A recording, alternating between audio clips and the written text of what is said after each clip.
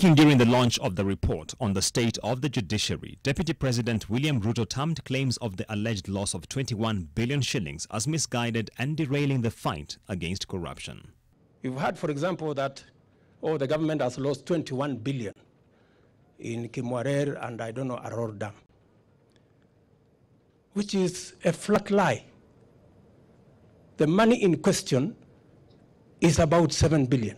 In a view that echoes the Deputy President, the National Treasury states that only 7.8 billion shillings was paid out to the contractor for both Arror and Kimwarer dams as part of the advance payments in line with the contract. In a statement to newsrooms, the Treasury further says that 35% of the financing secured for the dams was in grant form, making it favorable for the country's debt position. This, however, has not stopped a section of parliamentarians from taking a swipe at the Deputy President for what they term as abating corruption. You cannot say that only 7 billion was lost when this country has a challenge with money.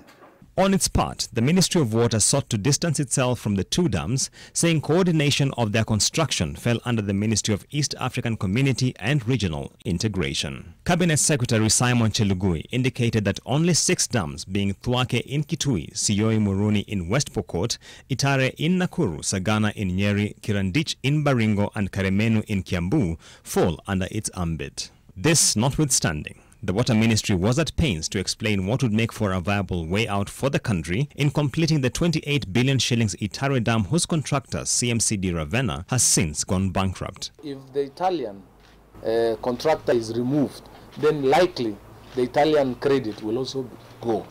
So we are retaining the credit with the same contractor, just standing there for the face. But we know the people who are going to do the work and finish at this. The blame game on matters dam construction continues, and even as the Water Ministry claims that 43% of Itare Dam is complete, it is yet to furnish any documentation for the completion of works for the said progress. Julians Amboko, NTV.